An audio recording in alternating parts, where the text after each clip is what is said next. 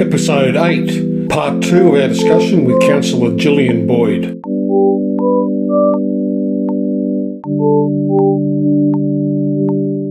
So this next one is a bit interesting. You pushed the Mayor and Councillor Clancy hard on conference travel costs, and I did as well, actually, because some of it was a bit ordinary. And you called their answers ordinary, which I agree with. Would you publish your own council-related expenses with the same level of detail you demanded from them? And what do you think about the level of reporting on conference and also travel? Well, we've got a mayor who's got nearly $500,000 in allowances since 2012. A lot of money. What are your views on that, and what's your own approach to it? I'm happy for anyone to scrutinise my expenditure. I can explain away all of it. My travel expenses are quite high because I actually do claim. Some councillors do not claim travel expenses because they don't believe in it. I do believe in it. People have fought hard to get those travel allowances in councillors' remuneration or pay or allowance, whatever you like to call it. And I think I deserve those travel expenses. I also see it as a compensation for how much time I have to spend travelling to council meetings particularly and other council functions because we live so far away. And it's not so much the distance. It's not really that far, but it's not the greatest journey from here in Milton to Nowra. It's fraught with danger. I agree. Anyone who travels on that road knows what it's like, especially at night or in the early evening when it's just getting on dusk. Yeah. It's not an easy road to travel. And so I'm happy to explain that. I don't think I've ever claimed anything for food, although I'm going to now. I'm going to make one claim for food because council has stopped providing food on meeting nights, which also... I think that to me sounds fair, and I can't quite understand why that's a crazy cost-cutting thing, not supplying a sandwich and a cup of tea. That's just... They supply a sandwich. Yeah, sandwich. It's hardly, yeah. And I eat the sandwich on the way home in the car at, 10 o'clock. It's a really lovely way to finish the evening. In comparison, I did a gipper on a lovely meal that they had at the Very Flash restaurant there. So I know what's the difference between a sandwich and a lobster. So I know that. So we won't labour this point too far, but do you claim if you're going to see, I suppose it's your choice, if a constituent rings up, do you handle it on the phone, email, or do you hop in your car, go out and claim the 87 cents? I went and visited a resident who had spoken to me on the phone and by email, and I'd seen personally because I met her at a meeting. I went on the way to my regular Pilates session because I wasn't on the way, but I could make it on the way. Close enough. And I try and do that. I go and visit another site and use that as a combination dog walk, visiting the man and seeing where his road was falling apart, etc. So I often go out, and people don't often ask me to go out and look at sites. Often the sites I'm asked to go and look at are ones I'm aware of anyway. Yeah. Or sites like the lighthouse that I go to regularly. Yeah, which is an issue you raise and are very passionate about. My gripe is that the Mayor has had over $500,000 in allowance claims, the major allowance claimer in the state of New South Wales for council, and was the way it was handled. We had a petition put up and it got thrown out and it was a disgrace. So anyway, I won't suck you into that argument. Marie, any views on allowances? I guess our region's slightly smaller, so me going from where I lived to Albion Park wasn't really a great big deal. Yeah. I didn't claim any travel allowance. When I went to Canberra, I drove myself there and back. I didn't claim it. I did let them pay for my accommodation and my conference fees. I felt that was appropriate, but other than that, I didn't make claims. The food, this 2-course meal that was supplied for council meetings, I found was over the top, so I brought my own sandwiches. People accused me of having tantrums and making a point, but those things were important to me. I chose to represent my community. I get a stipend for it. I don't feel I need, but that was a personal choice. But I found the dinners were excessive. They were catered. There was a meal and a dessert and, coffee and tea and all that sort of thing, and a bunch of staff a whole bunch of people at these dinners. And to me, they were excessive. So by being at them, I felt that, I don't know, I just felt it was wrong. But that was a personal choice I made. I don't judge anybody else for it. And I think I'll sum up as, and it's really a core Labor issue. I think working people have fought hard for wage conditions and allowances and whatever. So I've got no problem with people claiming allowances and whatever else. But I think also in the Labor tradition, you don't want to see excess. You don't want to see people, working people, paying rates to have elaborate meals, or alternatively going, whoever talks to you, drive out and charge 87 cents to talk about nothing. So I think it's an approach. So anyway, we'll move off the allowances. There's just one thing I want to add. When I got re-elected to council, I resolved to buy a new car. I was driving, if anyone ever saw me in my other car, I had to buy a car when I became a councillor because we only had one car. So I had to make that outlay initially, but it was hail damaged car that had belonged to my daughter from the hailstorm they had in Canberra some time ago. Yep. And it was full of dents, but everyone knew it was my car because you couldn't miss it because it was full of dents. But anyway, when I got re-elected, I resolved I'd get a new car, and I bought an electric car. So the money I'm getting back from my that allowance for an electric car is maybe a third of what you get for a petrol car. And I obviously made a very wise decision. Yes, of course. I mean, I think, with latest events it goes from $15-20 to go somewhere to 15 seats. So it's hearing the mayor say about all the cost of electric, it's just nonsense, more nonsense than I think. Anyway, we'll move on. Anyway, I just wanted to add that because that's right. I believe that was almost nothing.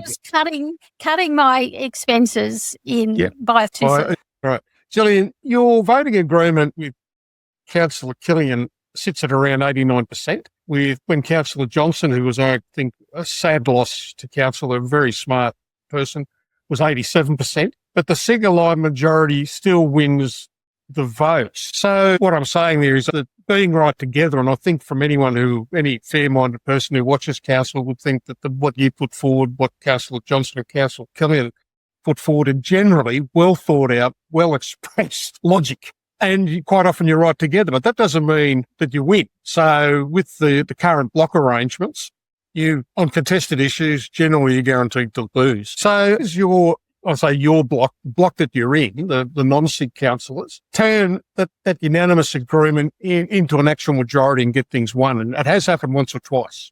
What's your approach? And you're on mute. We don't have an actual approach. It's because we do fundamentally agree with each other in our hearts or our minds or our souls or whatever it is that we agree in our values. We basically all agree on those issues, I guess because we are. And I realise this is a bit egocentric. We are logical. We do think things through. We're all very highly educated. And apart from that, we know we're right. So we agree because we do basically share the same approach to things. And there's the occasional vote where I don't agree with Councillor Norris. There's the occasional vote where I don't agree with Councillor Christolitis. Sometimes we consider things from our community of interest perspective or our community's perspective, and what Councillor Norris can vote for as a Ward 1 councillor, I'm not going to vote for as a Ward 3 councillor if it's something that's really bad, in my view, and in the community's view, is really bad for this area. But logically, it's probably a good step for Ward 3. But for me and my community, it's not. The Raceway is probably a good example where Councillor Norris and I don't think he'd mind being described as a rev head. He's a rev head. So he's quite keen on it. Yes. So he supports it. Others who look at it and go, oh my God, not another big thing. This is another big thing that's going to drive us broke. So we'll accept that. And I think that's a good example. So Marie, anything there? Look, no, I don't think so. I have an issue with wards and all that. I agree with Gillian. Sometimes it's hard and I was the only left-leaning person in my Labor block, if you like. So there was many times where I get my views weren't as acceptable in some areas. But we, as you said, we're an intelligent group, we're red group, and we debated out even in the chamber, and we respected each other's choice not to vote or just not vote at all, basically. And I always appreciated that because they knew where I was coming from and they didn't judge me for saying, no, I'm not voting for your whatever it is that you're getting. So, yeah, 100%. And what the other observation I'd make there is Councillor Dunn. Yeah, very impressed with Councillor Dunn. I knew Councillor Dunn from work I was doing with the volunteer group at the Dunn Lewis Centre. She's probably the quietest person in the chamber. I don't think I've heard her speak that often, but her voting 90% of the time is using, I think, the same logic as the non-SID block. So I do consider her to be a true independent, where the others I struggle to see that they're independent of all of the sort of one mindset. Yes, I agree with you. I like Carly immensely. I think she thinks things through logically. She looks at how it affects the community and she votes how she believes. Yeah. She doesn't vote with it's on sick. She does think things through. The reason she doesn't speak, I think, is because it takes her a while to think things through, to think what her response should be. And by the time she's thought about what it should have gone. But I have great admiration for her too. I think she's a wonderful young woman and I do like her a lot. And I think she has a great approach to it. And I think she responds as you would expect an independent person to respond. Same with Councillor Tribe. She sometimes votes, especially when the issue relates to business. She doesn't vote in the same way as perhaps Councillor Gillian and Councillor Crixolitis and Councillor Norris and I would.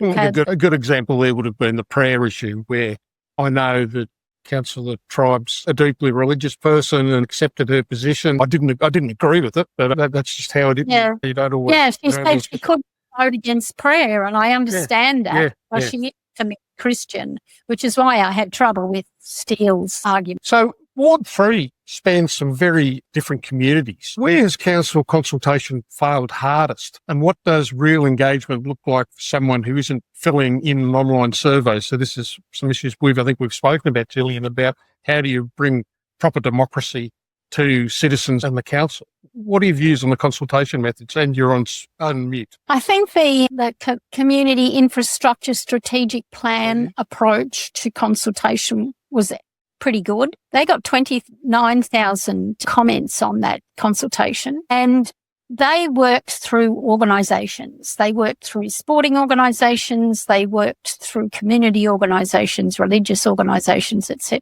And I guess expected those representatives to move to go back to their community, to their communities of interest and spread the word about commenting on the draft plan when it was on exhibition.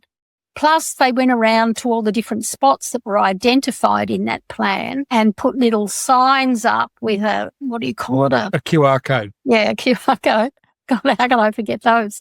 A QR code to tap on and open up the comment area. The comments were collected in the form of an interactive map. So if you wanted to comment on a park in your reserve that was in your little local area, you just had to click on that red dot and it came up and you could write your comments there. So it was a very simple way that people could comment on things of very great personal concern to them. I guess that shows that you can reach people who normally, because younger people around the age of, say, from young teenagers to people in their early 50s, they just don't respond to things. But they have, in this case, also found that by going to schools and engaging whole classrooms of people, they can get comments on issues for young people. But then you're only getting the kids that are at school. You're not getting the kids that aren't at school. They are learning ways of doing things more efficiently, revising the different ways that council interacts with their community consultative, not community, the Aboriginal. ACFs. Oh, yeah, Indigenous group, yeah. And the youth group as well. They're looking at a different way of operating. So they're getting more both those groups, aren't they? Both those groups are struggling. The Indigenous group has described themselves as toothless tigers, and the youth groups also had a similar problem. They got number of issues. I go to all those groups, and the reviews have identified. I haven't looked at the results of the youth one, but last youth meeting, I sat with the group at Ulladulla High School, I sat with them so that I was with them while they engaged in the meeting remotely. And that was a wonderful experience. I've been trying to line that up for about 2 years and finally it worked out, and it worked really well for me, from my perspective and from the perspective of the young people, because they got to know me and I was able to provide them with information about how council works and things like that. And they learned, I think they all learned more in that session about council than they'd ever heard before. And it was about the CISP and the Community Infrastructure Strategic Plan. That the focus of that meeting was about that plan. And what really inspired those young people in that little group that I was with was the fact that the council officer who was presenting, who is terrific, actually gave a little story about how young people had contributed so fully to this CISP review that they were able to push what they wanted up the priority list. So I think it was a skate park in Century Point or something like that. And that really impressed those kids. They thought, wow, our comments really can make a difference. So that was a great learning for that group of kids. But I think they thought, and I think a lot of younger people think, that council doesn't take any notice of what they say or what they want or what their views are. But that isn't, in my experience, that's not true. I'm certainly interested in what they have to say, but I have limited impact on changing things. But if they can contribute to a consultation session, then that can influence what happens at a local level in council. And I think those kids, even if it's just those 4 kids, but hopefully they take it back to their SRC. Yep. They can Student Representative Council influence others to participate. And I think it's sad that there isn't more encouragement from schools to become more involved in council issues. But then I also heard at that same session that they had been asked to do something like 14 surveys that term. So they are asked not just by council, but by other groups, universities presumably, and government departments to contribute to, they are consulted. Before I go to Marie, there's just a couple of things, Gillian, that I think we've spoken offline about democracy and how democracy needs to could do with a bit of a fluff up, and how my interest is how councillors, individual councillors, say for example yourself, Gemma, Deb, whatever, could start organising within the community some way to help engage this stuff. Now, for example, I know that Matt Dell through Community Connect has got a very tight relationship with the schools and education, but he doesn't want to get involved in politics. So I think there's probably a discussion that maybe we have with you and Deb and Gemma about what I think councillors being councillors. I know it's a tough job and it takes a lot of time, but I don't see why not councillors, either as a group or individually, get into the community and try and stir up democratic process. Now, whether that's through the parties or through whatever else without being party labelled, but just to try and stoke the fire. So we do get that engagement from the people who are the under 50s who are, how do you get them involved? So there's a lot of questions there. I know the ANU has got a program that may be of interest. So this isn't really for this podcast, but for further thought. Views? Oh, many, and probably not for the podcast. But one, back to my cynicism, is that a council really doesn't want too much community involvement, to be honest. They come to the council, they come to the governing body with a set sort of community proposals, things that they want to take out to the community and discuss. It's usually a road or a park or a library or something like that. And if they have it 8 o'clock in the morning or 10 o'clock in the morning, you're going to get a particular, or in the evening, you are going to get a particular group of people that attend. And you get a group of community people that always attend. It comes back to this loudest voice megaphone problem. And you're never going to reach a good cross-section of the community overall, because most people don't have an interest on what's going on in council or in any government really until it directly affects them. The rubbish, the rates and the roads are the key things that sort of bug them, or whether the school sporting field, people are driving too fast, or when it goes to the traffic committee or something like that. I think what you're talking about is a political movement about democracy and getting people to engage in democracy. Children aren't taught at school anymore about civics. I think they get a brief thing in probably year 8 and 10 because we see them head off to Canberra. But it's not really, they don't really understand the idea of the 3 levels of government in detail. And they certainly don't take it into their adulthood, in my opinion. It is difficult. I think you could go out and wave the flag as we do in a campaign right up to the election. And you still won't have people talking about democracy. You'll still have them talking to you about the issues they have with the pothole, the park, or the rubbish. So they're not interested really in discussing true democracy as we would. See, I don't know whether they're not interested. My gut feel, and this is from 30 years in the public sector and being an academic wanker, is that they may be interested, but they don't. And this is why I think, like with the One Nation issue, they can express what they're not happy about, but they don't have the knowledge of the sort of constraints and the other issues, and they don't trust people. So somehow you need to get them in a space where you can have a conversation, whether it's I won't say tennis club, because you get certain types that go to tennis clubs, you get certain types that go to pony clubs, you get certain types that go to the beer drinking club. How do you get to these people and have a discussion? Now, this is not for the podcast. This is something later. But Gillian, I'm still on your case about how we can do something around this, because I think there's a lot of scope for progressive politicians of whatever, whether it be Carly Dunn, whether it be whoever, to try and say, look, being on council doesn't preclude me from going out into the community and trying to stir up some democratic exercise. So anyway, Gillian, I know that you've been very active in relation to the lighthouse here in Ulladulla and its location on Crown land and how that works. What are your views on that? I've found, and I've received emails and people have talked to me, that plot of land that the lighthouse sits on is not well managed. The weeds, it's beautiful now. The design now of how they've redesigned it, refurbished it, renovated it, whatever word you like to use. It used to be just down Deering Street and you hit a wire fence and there were shrubs around, etc. And the very sad thing about that was that people saw that as a great way to end their lives by jumping off that area, off that cliff. Yeah.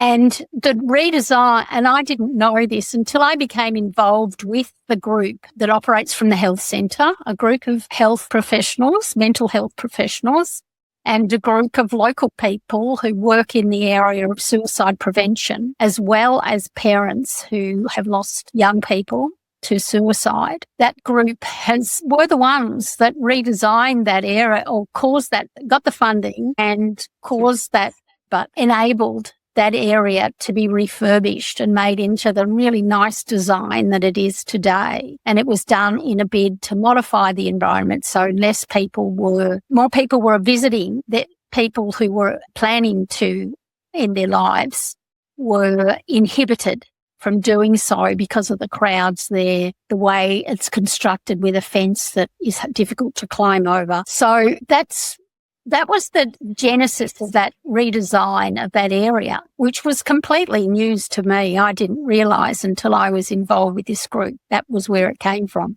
I was very pleased to see it happen, and I was involved in the consultation on the design of it, but I didn't realise that's where it came from. So that made it extra interesting for me. But it was obvious from the emails I was getting, people talking to me, that the management of that area was really deficient. The weeds are shocking. It's just the plants that were planted initially were being overgrown with weeds. The lawn that was there was overgrown with weeds. It was a mess. And although a contractor used to come Crown Lands used to pay a contractor to come every 6 months or so to control the weeds, it wasn't making much difference. We agreed. Most plots of Crown land are managed by a volunteer team of Crown land managers, which I had been involved in with the management of the Heathland Reserve, and my husband is involved with the management of the Wildflower Reserve. So I understand the role of a land manager. And they could not get a group of volunteers to commit to managing that plot of land that the lighthouse sits on. So it seemed logical to transfer the management of that land to council. Council manages all the other land around it, quite an extensive area of acreage or hectareage of land. And so it seemed logical that they manage that end bit where the lighthouse sits. And it's only the end bit where the lighthouse sits, it's not the lighthouse. So that's why I submitted that notice of motion with the support of the lighthouse group that meets at the health centre. With their support and with Crown Land support and help, I submitted that notice of motion that was actually voted in. Even Councillor Proudfoot voted for it. But I'm very proud of it going through, and I'm looking forward to seeing council take it over. I don't think they have yet. I've got to chase it up and check where it's up to. They will visit and maintain something like 14 times a year, whereas with Crown Lands it was only happening maybe twice. If they were lucky 3 times. So it should be in better nick pretty soon. And I know it'll cost an extra $4,000 a year to do that maintenance for council, which isn't very much. And it's an incredible site for tourists. It's the place where I meet all my friends. I go to whale watch and they're all there and I can chat to them while I'm looking for whales. It's a lot. Gillian, can I also thank you on behalf of first responders, which is now the new trendy word for saying police, ambulance and fire. You know, the extent that those sort of events have in terms of post-traumatic stress, and I suffer from post-traumatic stress, and I had 13 suicides and of each of those people. So it's a double win. It's a win for the environment, a win probably more than for tourism, for the residents, and it was a great outcome. We'll even thank Bob Proudfoot for supporting Gillian. So, Marie, good. I must admit, first of all, why would you bother? Then typical old man stuff, I started to think about it. I'd be using your remedy of intellect in an house and go, I see. Oh, good point. Okay. And that's an example of working quietly. Yes. Exactly. Taking the community, finding out what the particular groups need and acting on that in a fair way, not trying to push those issues up the priority level. But that was I reckon anyway, a well-deserved fair way to support that group of people and to support the community of Ulladulla and the first responders. And they are represented in that community. We have the local police there. The ambulance doesn't come to those meetings, the representative from the ambulance, because he's on long-term leave because of the number of I met a fireman there and at one of the consultative committee meetings, and he was in a really bad way and I had PTSD, and he said, I haven't got PTSD. I said, mate, I can tell just talking to you. Yeah. Anyway, listen, this isn't trying to get a scoop here, but what do you think will be the key issues in Ward 3 at the next election? And will you be running at the next election? And you don't have to answer. As you can see from my visage, I'm getting pretty old. I don't think I've got another two. This term of council has been very difficult, very trying, and I'm sure Marie will attest to how difficult it is to be in a council in that position. And I don't think I'm really not sure that I want to do that to myself for another 4 years. There's 2 years to go of this and I will be old, very old, if I continued into the next term. What will the issue... That's how I'm looking at it at the moment. The issues for next time, the issues are always going to be the roads. One would hope that the issue would arise about preserving native forests. That became important to people instead of wanting to rip them down. I think people take their own things. As Marie mentioned earlier, people are really concerned only about what concerns them. Yeah. If the local swimming pool is going to be pulled down, that'll be the issue that affects a big group of people, the group of people that go swimming. The ocean pool, for instance, if the ocean pool was to be in Ulladulla was to be filled in or something, I can see that would be a huge issue with that sector of the community and with people in the tourism industry because it's a very popular spot. And I would be upset to see it go because I think it's beautiful. Yeah, open space. It'd be nice to see that people got excited about keeping all the open space we have. But like Marie, I'm a bit of a cynic. I don't know what the main issues will be. It depends on what issue is affecting people the most. It could be the boat ramps. It could be anything. Just what's happening at the time. I will go to... So both Marie and I have spoken about this in one podcast, and we're looking, how do you encourage younger people or potential councillors to step up? And what can us oldies and what can we do to help bring forth a new generation of councillors that come in with energy, vigour and the excitement of youth? I don't know, Marie, do you want to say anything there? Because we have had discussions about this, and then we'll go to Gillian. Look, at our campaign, in both campaigns, we tried to attract a younger cohort, and on a couple of our, 2 of our wards, we 2 younger people, actually, they were usually staffers, to be honest, that were recruited to go onto our ballot paper. Look, I think they found it all a little boring, and when they realised they had to knock on doors and letterbox drop, all of that sort of stuff, I found the enthusiasm wane a little bit.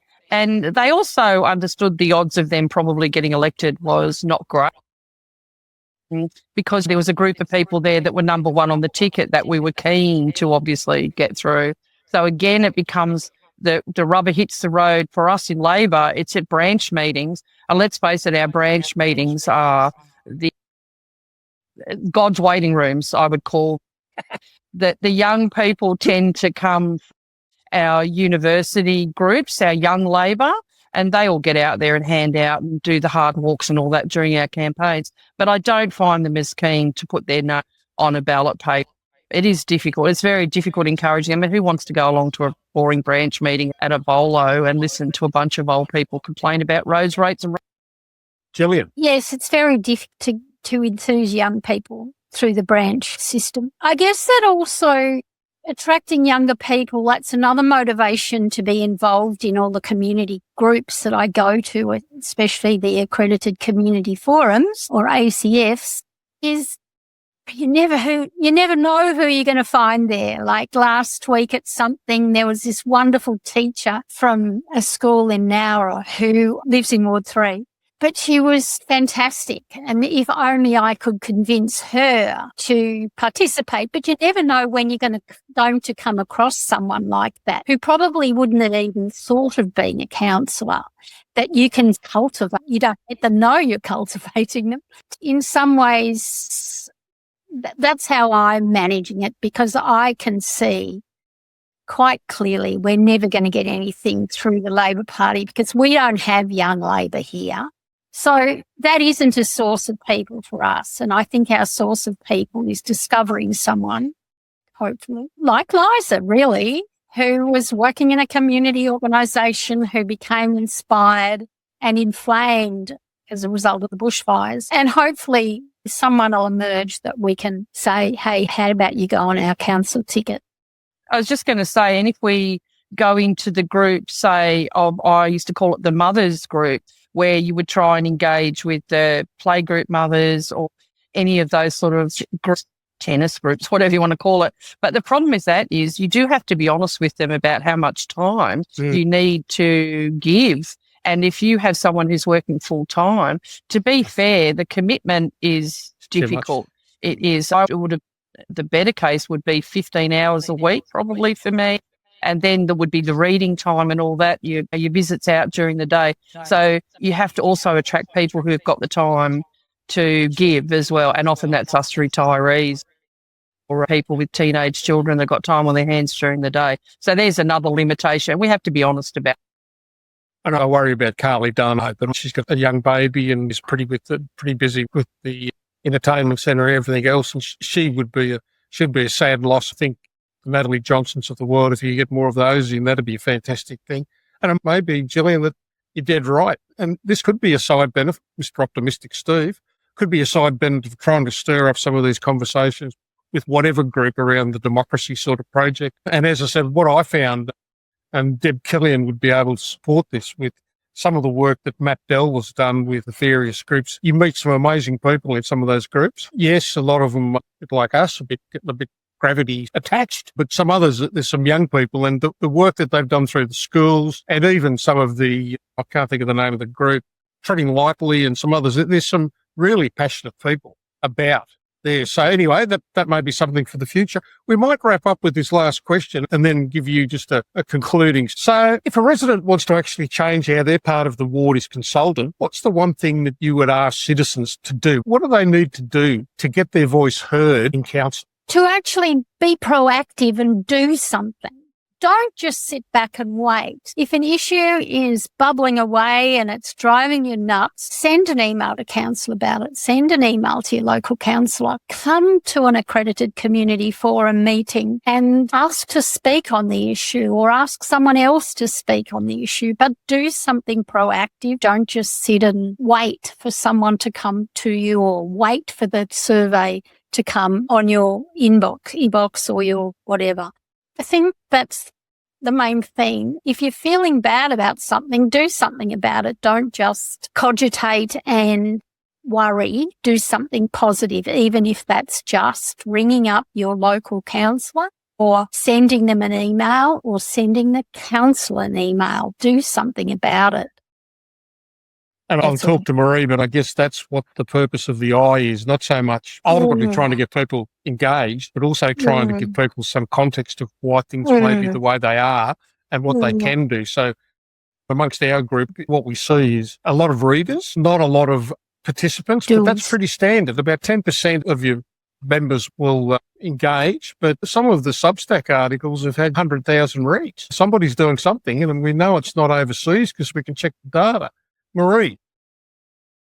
I think we live in an online world, and it's been clearly demonstrated by your eye on Shoalhaven, and people are enjoying seeing the information that's put up on there, and I believe it is stimulating questions and perhaps leading to more emails going to council and hopefully councillors as well. So I think when we're talking about how we can engage better, we have to face up to that form of engagement appeals most to the generations behind us. They prefer not really picking up the phone. They prefer writing an email or interacting on a social media page. So I think that is an important thing we must remember about this whole engagement process.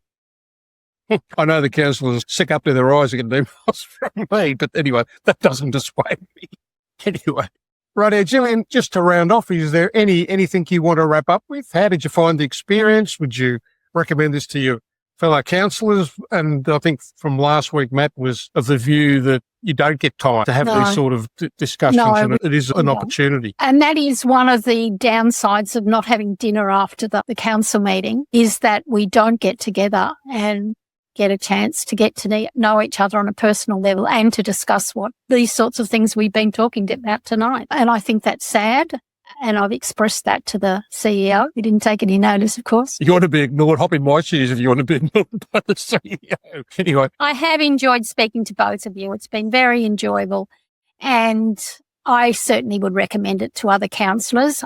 With Matthew last week, I know this is post discussion, but we spoke with Matthew last week about the unbelievable 700 pages of attachments, which, as I said, if that's not meant to snow people in, I don't know what is.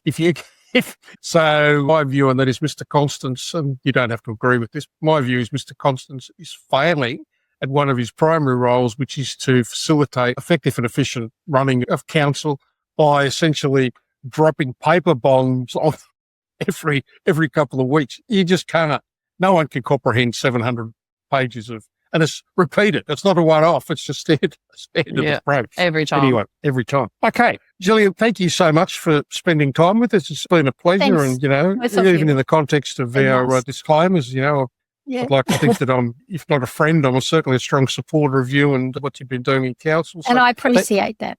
Thank you very much. And Marie, as usual, I'll get you to end the thing. But again, thank you for your insight and your involvement. And as a partner in this podcast, it's very much valued. So thank you very much. Over to you for the goodbye. I just want to thank you, Gillian, very much for your honesty and your transparency. It's been a real joy to hear your views and be able to share them with you. So thanks. And I think that's all the guff from the gallery we have for you today. Thank you very much. Thank you.